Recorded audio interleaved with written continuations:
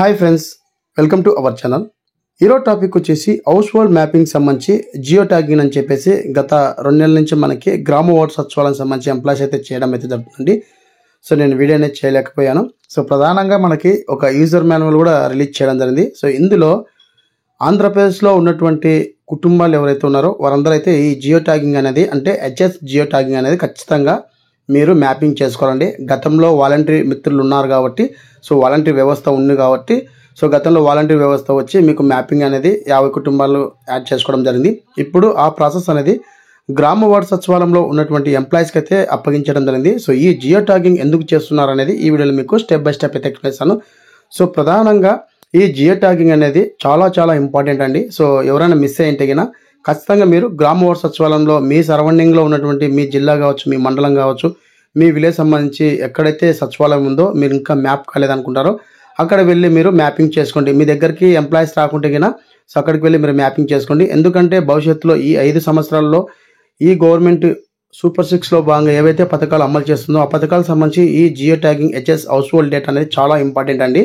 ఖచ్చితంగా మీరు మ్యాపింగ్ అయితే చేసుకోండి. మ్యాపింగ్ చేసుకోకుంటే గినా సో అలాగే చాలామంది మ్యాపింగ్ చేసుకున్న వాళ్ళు సో వారి యొక్క స్టేటస్ అనేది ఎలా తెలుసుకోవాలని చెప్పి చాలామంది కూడా అడగడం జరిగింది పర్సనల్గా ఫోన్ చేసి. ప్రధానంగా గతంలో అయితే మనం ఎంతమంది హౌస్ హోల్డ్ డేటాలో ఉన్నారని చెప్పేసి మనమే మొబైల్లో తెలుసుకునే విధంగా అయితే పోయిన గవర్నమెంట్ అనేది ప్రొవైడ్ చేయడం జరిగింది. ఇప్పుడు వచ్చిన గవర్నమెంట్ అనేది సో ఇంకా మనకి డేటా అనేది సేకరించడం జరుగుతుంది కాబట్టి సో ఆ లింక్ అనేది ఇంకా ప్రొవైడ్ చేయలేదు. ప్రధానంగా మనము ఏదైతే హెచ్ఎస్ మ్యాపింగ్లో జియో ట్యాగింగ్ చేసుకుని ఉంటారో మీ దగ్గరకు వచ్చి సచివాలయ ఎంప్లాయీస్ వాళ్ళు నిజంగా ఎంతమంది హౌస్ హోల్డ్ మ్యాపింగ్లో యాడ్ అయి ఉన్నారు అనేది తెలుసుకోవాలంటే కన్నా మీరు ఖచ్చితంగా గ్రామ వార్డు సచివాలయంలో ఉన్నటువంటి డిస్ట్రిక్ట్ సార్ కానీ మేడం గారు ఉన్నారో వారి యొక్క లాగిన్ ద్వారా మనం తెలుసుకునే అవకాశం లేదు. సో ప్రధానంగా మనకి రీసెంట్గా ఒక 2 days బ్యాక్ అనేది మాకు ఎంప్లాయీ వచ్చి జియో ట్యాగింగ్ అని చేయడం జరిగిందండి. సో చేసిన తర్వాత మేము హౌస్ హోల్డ్ మ్యాపింగ్లో దాదాపు మేము మా ఫ్యామిలీ వచ్చేసి 4 members ఉన్నారు. సో 4 members అని యాడ్ అయ్యారా లేదా అని చెప్పేసి ఈ వీడియోలో మనం ఒకసారి తెలుసుకుందాం. సో ప్రధానంగా దాదాపు 30 నుంచి 40 లక్షల మంది హౌస్ హోల్డ్ డేటాలో లేరని చెప్పేసి గవర్నమెంట్ అనేది దృష్టికి రావడం జరిగింది. సో అందుకోసం మరొకసారి ఈ సర్వేనే చేయడం జరుగుతుందండి. ఖచ్చితంగా ఎవరైతే మీ దగ్గరికి సచివాలయ ఎంప్లాయీస్ రాలేదో వాళ్ళు ఖచ్చితంగా మీరు జియో ట్యాగింగ్ చేసుకోండి. ఈ జియో ట్యాగింగ్ అనేది పింఛన్స్కి ముడిపడి ఉన్నది. సో ఖచ్చితంగా పింఛన్స్ తీసుకున్న వాళ్ళు ఈ జియో ట్యాగింగ్ అనేది కంపల్సరీ చేసుకుని ఉండాలండి. సో ఎందుకంటే గవర్నమెంట్ దృష్టికి ఎవరెవరు ఏ పింఛన్స్ తీసుకుంటున్నారు ఏంటని చెప్పేసి డేటా అనేది సేకరించడం జరుగుతుంది.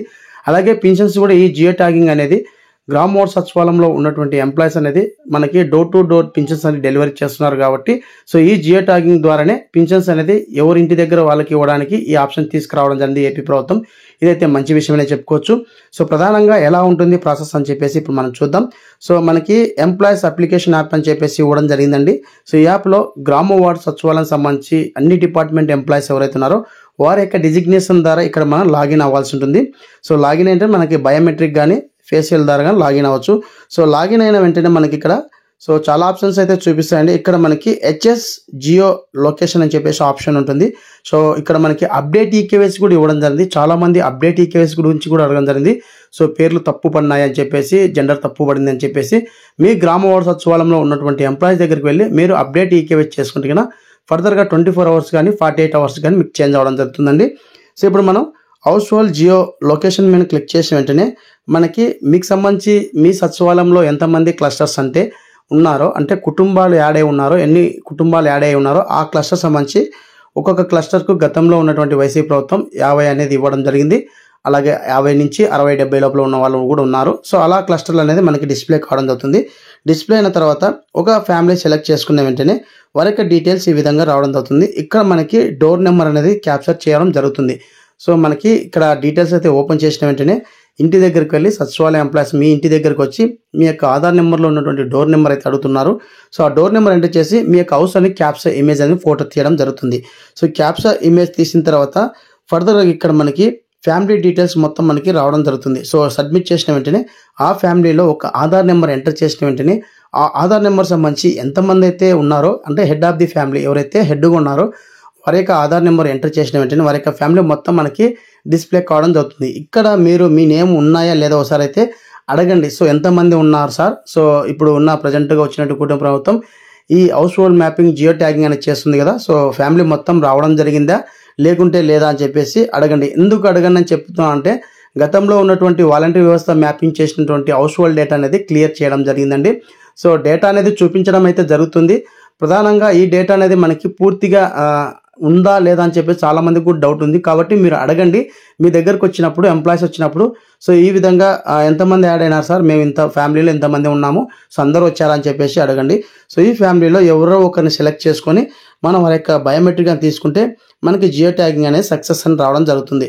ఇలా మనకి ఈ విధంగా ప్రతి ఒక్క బెనిఫిషియరీ ఎవరైతే ఉన్నారో ఖచ్చితంగా హౌస్ హోల్డ్ మ్యాపింగ్ సంబంధించి జియో ట్యాగింగ్ చేసుకోండి. పింఛన్కి చాలా చాలా చాలా ఇంపార్టెంట్ అండి. సో జియో ట్యాగింగ్ బట్టి పింఛన్ డిస్ట్రిబ్యూషన్ కూడా ఉంటుంది. ఖచ్చితంగా ఈ విషయాన్ని మీరు మర్చిపోకండి. నేను వీడియో చేయడం లేట్ అవ్వడం జరిగింది. ఖచ్చితంగా మీరు హౌస్ హోల్డ్ మ్యాపింగ్ సంబంధించి జియో ట్యాగింగ్ అనేది ఖచ్చితంగా చేసుకోండి, మర్చిపోకండి. ఇప్పుడు మనము ప్రజెంట్గా మనకి 2 days 3 days బ్యాక్ వచ్చి చేయడం అయితే జరిగింది. కాబట్టి ఇప్పుడు మనకి జియో ట్యాగింగ్ చేశారు. జియో ట్యాగింగ్ చేసిన తర్వాత మా ఫ్యామిలీ మొత్తం యాడ్ అయ్యారా లేదా అని చెప్పేసి స్టేటస్ ఏ విధంగా తెలుసుకోవాలి. సో గతంలో అయితే మనకి గవర్నమెంట్ అనేది ప్రొవైడ్ చేయడం జరిగింది. ఇప్పుడు మనకి సచివాలయం దగ్గరికి వెళ్ళి చేసుకోవాల్సి ఉంటుందండి.